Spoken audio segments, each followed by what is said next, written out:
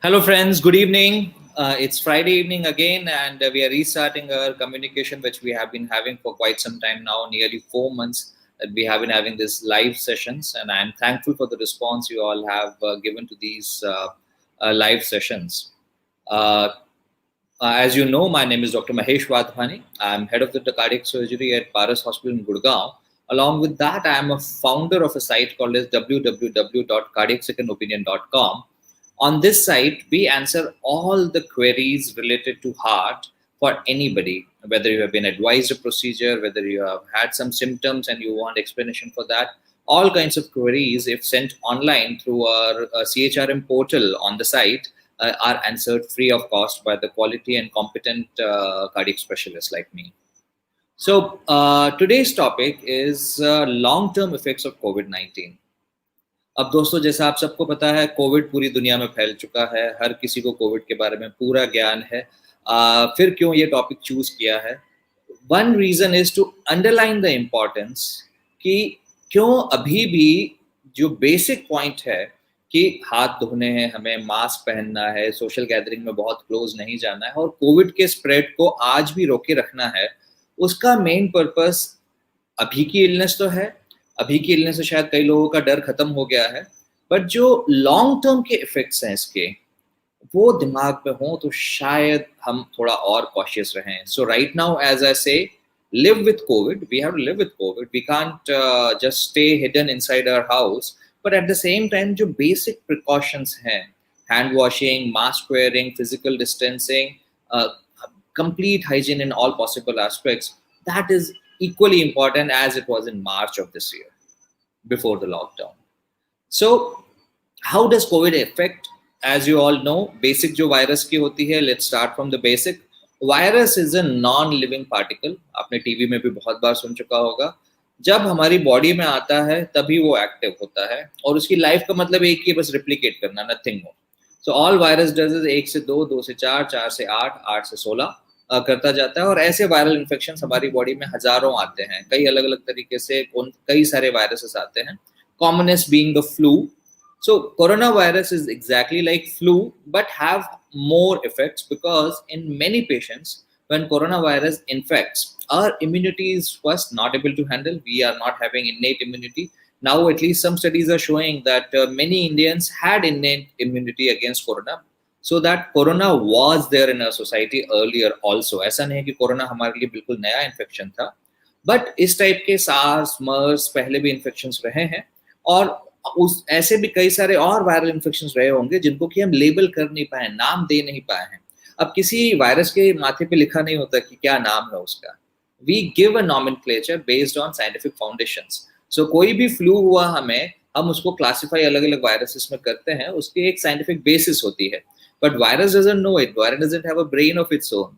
सो कई सारे वायरस के इन्फेक्शन ऐसे होते हैं जिसमें कि एक वायरस ने मुझे इन्फेक्ट किया और उसकी पार्शियल कंपोजिशन ऐसी थी कि उससे मुझे पार्शियल इम्यूनिटी मिली. अगली बार दूसरी वायरस ने इन्फेक्ट किया तो भी काफी हद तक बचा हुआ बाय पार्शियल इम्यूनिटी और innate immunity which I have before. दो इस वायरस के लिए मैं एक्सपोज नहीं हुआ हूं, बट बाकी वायरस के चलते I have that immunity with me. So कई सारे इंडियंस को ऐसी इम्यूनिटी थी. It is now scientifically proven, but still most of the Indians were not very infected with that, and many Indians continued to have very high inflammatory response to this virus. कई बहुत ज़्यादा inflammation, बहुत ज़्यादा viral load के साथ लोगों को जान जा रही है अभी भी. खुशी की बात यह है कि जो वायरस पहले 8 to 10% लोगों को मार रही थी 100 लोग इन्फेक्ट होने पर, वो अब 1.5 से 2% लोगों को मार रही है. फिर भी 100 में से 1.5-2 का अगर हम रखें, मैं ओपन हार्ट सर्जरी करता हूँ, बाईपास सर्जरी करता हूँ, वाल्व सर्जरी करता हूँ, आयोटिक एन्यूरिज्म सर्जरी करता हूँ. So most of these complex heart diseases जिसके लिए हम हार्ट सर्जरी करते हैं, most of these procedures have a risk of 0.5 to 1% of risk because of surgery. So एक बाईपास सर्जरी करवाने से 4 गुना अभी भी ज्यादा कॉम्प्लिकेटेड है कोरोना वायरस का इन्फेक्शन होना फॉर एन एवरेज मैन. इस तरीके से अगर कॉन्टेक्स्ट में लें, so to put things in context, COVID still is to be avoided as much as possible. And all the people who are getting infected, most young people, because luckily India has young population, young people are getting out without major hassles. But long term kya? आपको अभी तो infection होके खत्म हो गया। अब long term virus के चलते हमें पता है कि कई सारे ऐसे ऐसे वायरसेस हैं समाज में ऑलरेडी, जैसे हर्पीज होता है जिसको हम बड़ी माता कहते हैं। तो जब माता होती है उस समय तो ठीक हो जाती है, बाद में वो न्यूरोनल टिश्यू में हमारी बॉडी में लगा रहता है, जिंदगी भर पड़ा रहता है। कई महिलाओं को मेंसेस के दौरान फीवर ब्लिस्टर्स होते हैं उससे। हर्पीज जॉस्टर आता है, अब जॉस्टर का नाम कई लोगों ने सुना होगा, जो कि हमारे नर्व्स को इन्फ्लेम करता है और आगे जाके उसके चलते कई सारे प्रॉब्लम्स आती हैं। एक नॉर्मल एडिनो वायरस या एक नॉर्मल फ्लू वायरस के बाद में गिलियन बारी सिंड्रोम होता है, जिससे कि पूरी बॉडी की पैरालिसिस हो जाती है या अलग अलग अंगों की पैरालिसिस हो सकती है बिकॉज ऑफ डीमाइलिनेशन। वो न्यूरोनल टिश्यू के साथ इम्यूनिटी इस तरीके से खेलती है कि न्यूरॉन्स हमारे डैमेज होते हैं, ब्रेन के सेल्स डैमेज होते हैं, जिससे कि पैरालिसिस हो सकती है। सो ये सारे ऐसे वायरस के इन्फेक्शंस थे। कुछ वायरसेस के चलते कैंसर होता है, human papilloma virus causes cancer, human adenoma virus in certain forms causes cancer. So कई सारे ऐसी चीजें हैं, वायरसेस जो हमारी बॉडी में आए, उसके चलते फ्यूचर में कुछ कुछ बीमारियां हुई। कोविड अभी भी नया इन्फेक्शन है, but scientifically now we know it's very similar to SARS. जो सार्स इन्फेक्शन 2002-2003 में आया था, that was a very good baseline experiment with COVID virus. But उसके चलते अब अगर हम पूछें, एट द एंड ऑफ 2003 जितने लोगों को सार्स इन्फेक्शन हुआ, those peoples were evaluated again. And अभी भी लगभग 2 डिकेड के बाद उनसे जब पूछा गया कि सार्स इन्फेक्शन के बाद how are you feeling, 40% of them told कि उनको अभी भी क्रॉनिक फटीग सिंड्रोम होता है, मतलब हाथ दुख रहा है, पांव दुख रहे हैं, थके हुए हैं, एनर्जी नहीं है बॉडी में। आज भी इतने सालों बाद अगर 40% लोग कह रहे हैं कि क्रॉनिक फटीग सिंड्रोम हो रहा है और फिट, जो कि पहले जैसे फिट थे वैसा महसूस नहीं करते हैं। सो ये चीज इंडिया में भी काफी लोगों ने महसूस की होगी, जब चिकनगुनिया या डेंगू या इस टाइप के वायरस के चलते जो फीवर्स हुए थे पिछले कई सालों में, एक बार चिकनगुनिया हो गया उसके बाद मेरी बॉडी में पूरा क्रॉनिक फटीग हो गया, मेरे जोड़ दुखते हैं, I am not the same person as I was before. So the commonest thing which is likely or which is happening already with COVID is chronic fatigue syndrome.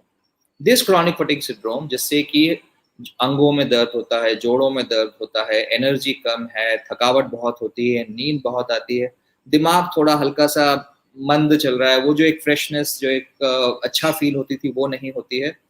Plus along with that forgetfulness, mindlessness, having something like ICU में रह के आए जो मरीज, उनको post traumatic stress disorder, these are very common things happening and they are likely to last long term. हमें पता है अच्छे से, we all know very well that COVID is causing main infection to the lungs.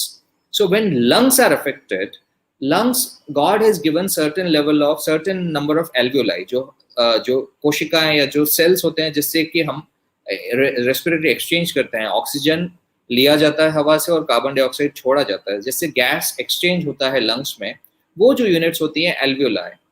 So we are born with certain number of alveoli. अगर COVID infection हुआ और उसने lung का निमोनिया किया तो उससे पूरे फेफड़े में सूजन आ जाती है। अब सूजन, हम we tend to think in terms of fluid भर गया है, बस वही सूजा हुआ है, और उसके साथ साथ इट इज इन्फ्लेमेशन जिसमें कि सेल्स आते हैं, क्रॉनिक इन्फ्लेमेशन होता है।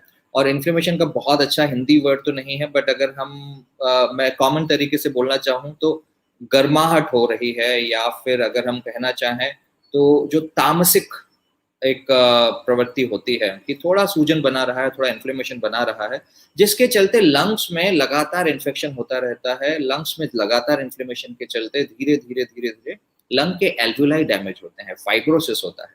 I am sure you all have heard by now कि कोविड के बाद लंग के ट्रांसप्लांटेशन हो रहे हैं बिकॉज लंग पूरे तरीके से डैमेज हो गया।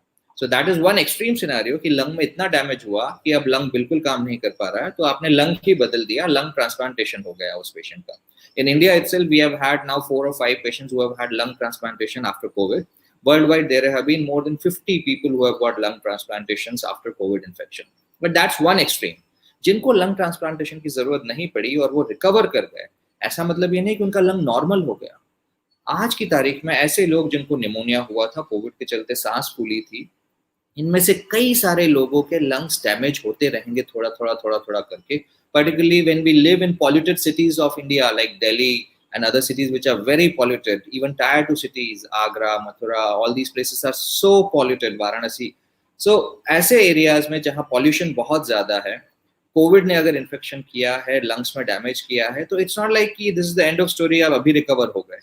लंग्स में डैमेज चलता रहने वाला है। और ये जो लंग का डैमेज है, सीओपीडी जो हम बोलते हैं, chronic obstructive pulmonary airway disease, COPD या अस्थमा या दमा जो हम बोलते हैं, वो परसिस्टेंटली बना रहने वाला है। So it makes a sense, it's smarter choice to not get into COVID. COVID ना हो, ज्यादा अच्छा आज की तारीख में भी। ऐसा नहीं है कि होके खत्म हो जाए, मैं तो मुक्ति हूँ, दैट्स नॉट द वे। जब तक वैक्सीन नहीं आता, जब तक इफेक्टिव वैक्सीन नहीं आता, या फिर कोरोना और वीक नहीं हो जाता है वायरस, तब तक हमें उससे बच के रहना है। Prevention is the best thing. Now second most organ which is affected after lungs for the body is heart. We all know heart से, मैंने पहले भी कोविड के लिए एक टॉक ली हुई है इसी सीरीज में, where I had explained in detail कि कोरोना हमारे हार्ट पर क्या क्या क्या हैवक कर सकता है। That is my specialty and I am very concerned about it. So heart attack नए कोरोना के चलते आ सकते हैं। हार्ट में सूजन होके अरिथमियाज आना कोरोना के चलते हो सकता है। हार्ट में सूजन आके फाइब्रोसिस होके हार्ट का काम कम हो और हार्ट फेल हो जाए, अक्यूट मतलब थोड़े दिनों के लिए, या फिर क्रॉनिक जो कि हमेशा जिंदगी भर के लिए हार्ट फेल हो जाए। ये दोनों चीजें पॉसिबल हैं कोरोना के चलते हुए। सबसे बड़ा इफेक्ट जो कि क्लॉटिंग होती है, जो कि अंदर ब्लड के अंदर ही क्लॉट बन जाते हैं, उसके चलते पल्मोनरी थ्रोम्बोएम्बोलिज्म, या जो आजकल हम बहुत कॉमन देख रहे हैं deep vein thrombosis, DVT, arterial thrombosis, जिसमें कि हाथ की आर्टरी एक ब्लॉक हो गई, या पैर की आर्टरी एक ब्लॉक हो गई, लिवर की आर्टरी एक ब्लॉक हो गई, किडनी की आर्टरी ब्लॉक हो गई, आंखों की आर्टरी ब्लॉक हो गई, अंधापन हो गया। So all these things are very very very common, and up to 1/3 of patient जिनको कि हॉस्पिटलाइज किया गया है, उनमें कुछ न कुछ कार्डियोवास्कुलर इफेक्ट मिले हैं। और those cardiovascular effects are not just one time event. अगर हार्ट अटैक आया है तो कुछ ना कुछ एरिया उसने डैमेज किया है, प्लस ब्लड वेसल्स को भी खराब किया है।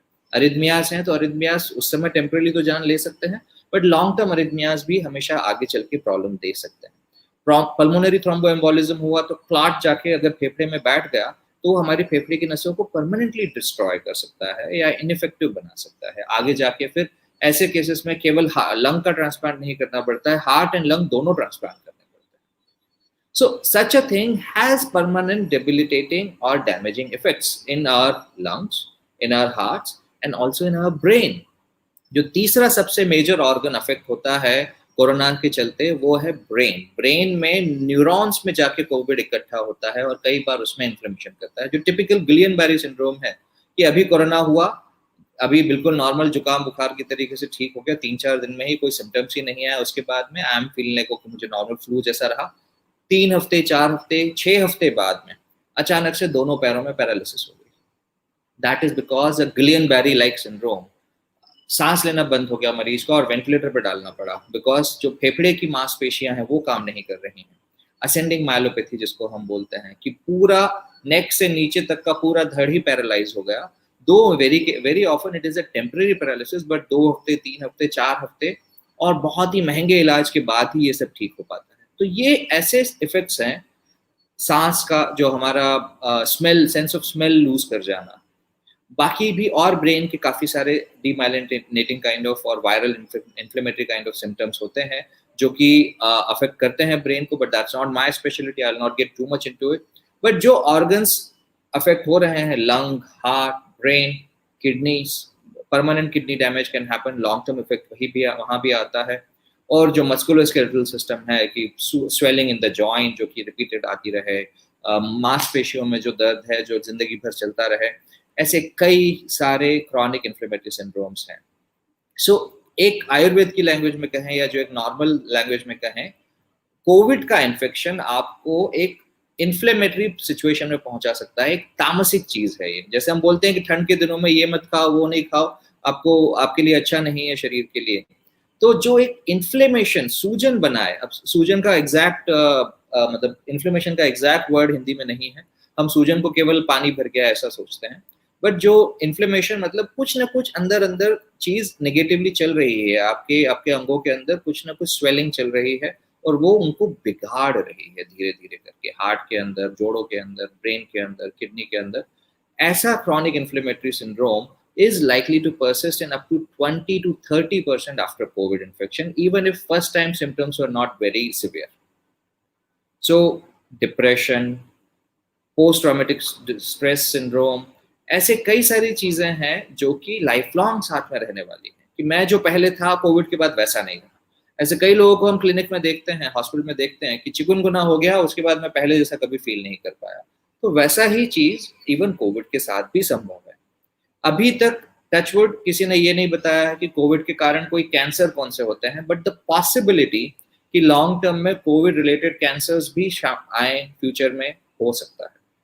सो ये एक नया वायरस है, we really do not know what are the full term long term effects, क्योंकि नया वायरस है।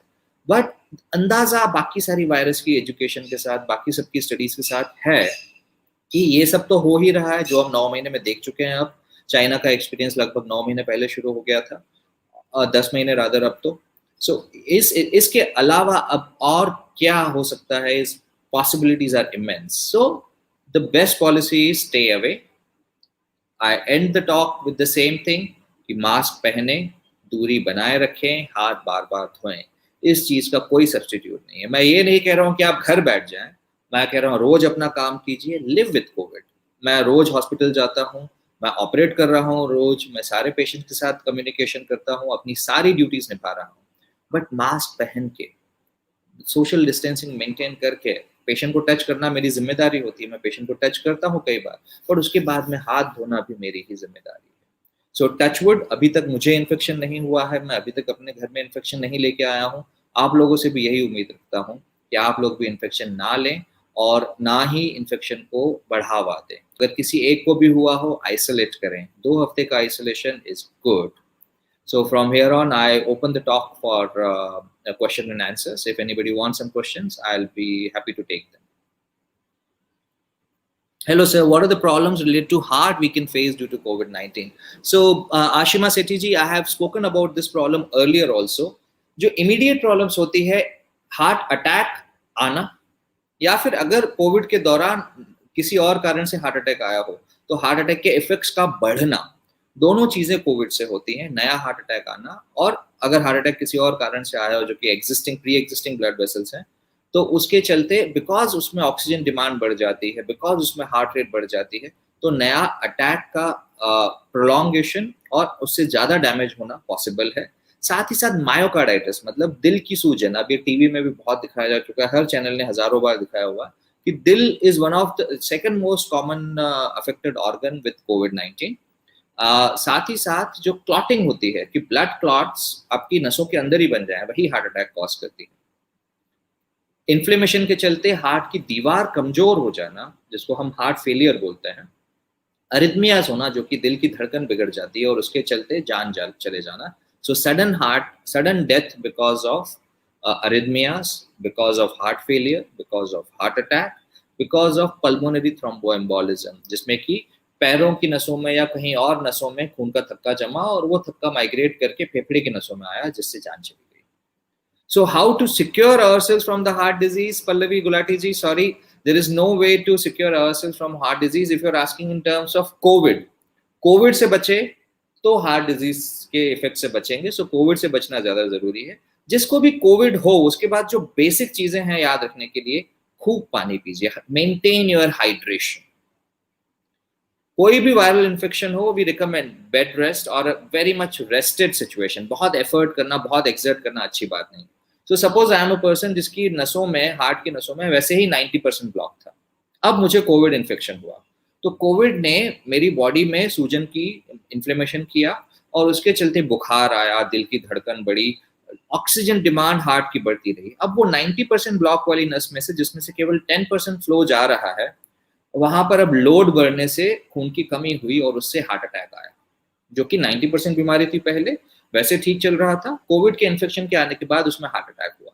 या फिर नया दूसरी चीज जिसमें कि मेरी नसों में कोई बीमारी नहीं है, खून के थक्के बने कहीं पे हार्ट के अंदर या कहीं और से, और वो खून के थक्के जाके मेरी नसों में बैठ गया, जिससे कि हार्ट अटैक आया।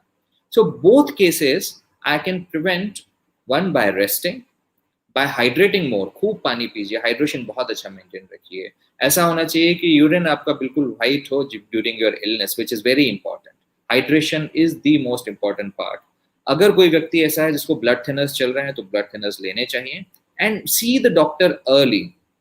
बुखार आने से, डर के बैठने से कोविड ठीक नहीं होने वाला है। बुखार कोविड का है तो उसका इलाज थोड़ा अलग है, बाकी फीवर है तो उसका इलाज थोड़ा अलग है. So if you are able to detect COVID early, एक तो आप अपने लिए इलाज जल्दी शुरू कर सकते हैं विच इज इंपॉर्टेंट, उसके चलते रिजल्ट्स अच्छे होते हैं, सिक ज्यादा नहीं होते हैं. दूसरा, अगर आपको कोविड है तो आप अपने नियर एंड डियर वंस को बचा सकते हैं, आपके आसपास के समाज के लोगों को बचा सकते हैं.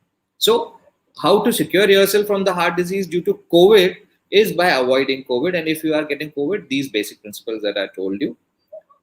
But otherwise, for heart disease, it's a big topic. You can go and listen to my talks earlier. My cholesterol level is low. Does it affect my heart? So Rahul Kumar ji, you're lucky अगर आपका cholesterol level low है तो. So if your cholesterol level is low, it's not a bad thing per se. अब उसमें composition of the cholesterol also is equally important. Generally, when you say cholesterol level is low, usually you mean LDL and VLDL are low.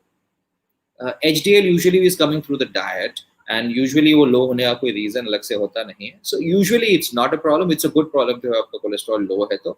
और अगर है low तो फिर आपको हम scientifically ये कह सकते हैं कि अगले 2 साल तक, अगर आपकी उम्र कम दिख रही है फोटो के हिसाब से, if you are below 30 or 40 years of age, आपको कोलेस्ट्रॉल फिर बार बार चेक करने की जरूरत नहीं है, सीधे 3 साल बाद या 5 साल बाद चेक कर सकते हैं. आपको रेगुलर कोलेस्ट्रॉल चेक करने की जरूरत नहीं है क्योंकि अभी कम है. Rajkumar Jain ji asking, what are the exercises to keep heart rate perfect? So perfect heart rate is different for different people. Rajkumar ji, अगर आप एथलेटिक हैं, एक्टिव हैं और बहुत स्पोर्ट्स में इन्वॉल्व करते हैं तो even 45 to 50 is a perfect heart rate. But for an average man with average effort, 60 to 80 is the perfect heart rate. अगर 60 के ऊपर है और 80 से कम है, we consider it as the ideal. किसी का 80 के ऊपर जाने लगा heart rate, we don't like it and उसको हम अपनी तरफ से कंट्रोल करने की कोशिश करते हैं. What you have to keep in mind is a heart does better if the conditioning is better. And what do you mean by conditioning of the heart?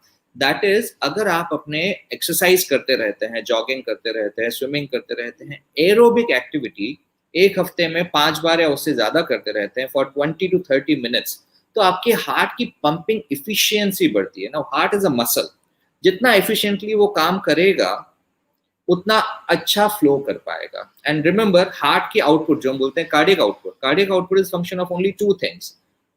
Stroke volume, that is एक beat में कितना heart आपका pump करता है खून को, multiply it by heart rate.